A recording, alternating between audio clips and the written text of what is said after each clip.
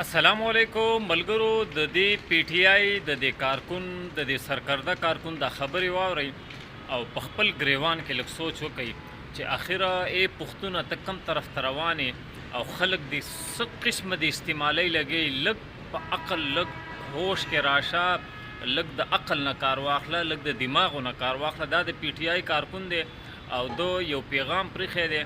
د دا پیغام واورئ. په اسلام آباد کې چې کومه خون خرابه وشوله او کوم غریبانان هغوی پکې مړه شو، د دې ذمہوار څوک دي او دا کار اصل کې کړی چا دی؟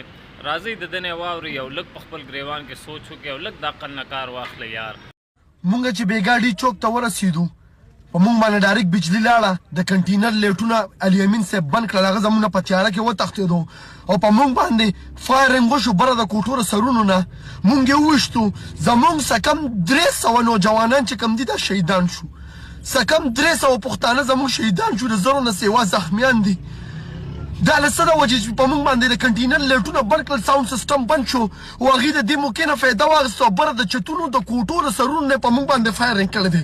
زمونږ د څه کم 300 شهیدانو او د 1000 زخمیانو ذمہوار علي امین ګنډاپور دی. زمونږ لیډرشپ دی. مونږ علي امین ګنډاپور ته خیبر پښتونخوا نه راوستو دلته د مرګ دپاره. زمونږ سوداګانې وکړې، په خپله رانه په تیاره کې وتښتېدو، مونږ یې ووجلو. زمونږ ذمہوار علي امین ګنډاپور دی. دا خبرې به تاسو اورېدلي ملګرو. پښتون دې خبرې ډېر زیات تباه کړی دی، غر کړی دی چې پښتون غیرت بهادر قوم دی او بشره بیبي د دې درسونه ورکول چې پښتون جهادي قوم دی، غیرتمن قوم دی او دا به ما پسې شاته ولاړي. خو چې کله وخت راغی نو هغه ټولو باګه وکړه، تیښته وکړه او دا غریبانان یې ورته پرېښودل. نو خدای او رسول ته وګورئ. دغه لنګمارانو پنجابیانو ته موږ وایو چې د جهاد دا درسونه په پنجاب کې ورکوئ. پښتون نور مه غر کوئ، پښتون مه تباه کوئ. د پښتون حالات وګورئ، څه په جیلونو کې دي، څه په تاڼو کې دي او څه پکې دغه د شهیدان شو. اخر د دې ذمہوار څوک دی؟ د دې تپوس به اوس څوک کوي؟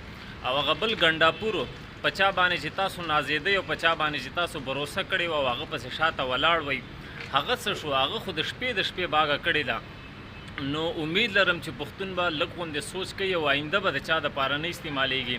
هاي کاش چې دا شهادت تا د محمد رسول الله صلی الله علیه وسلم د رسالت او د هغه د ذات دپاره ورکړی وی چې د سپریم کورټ مخې ته درنه وشوه. سپریم کورټ د قادیانیت په حق کې فیصله کړې وه، خو تاسو کې یو کې دا غیرت نو، یو دا مسلماني انسانیت در کې نو چې تاسو د هغې دپاره راوتي وی.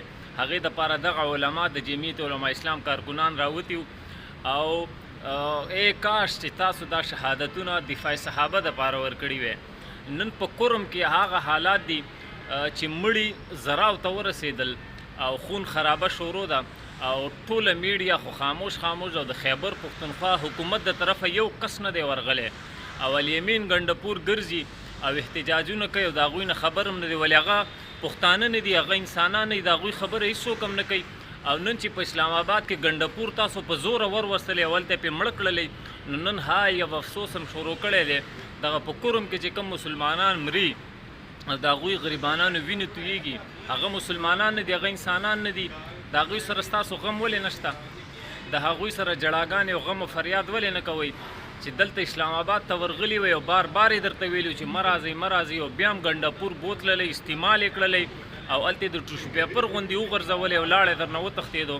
نو کم سے کم لږ سوچ وکئ، لږ یار لږ د دماغو نه او د عقل نه کار واخلئ.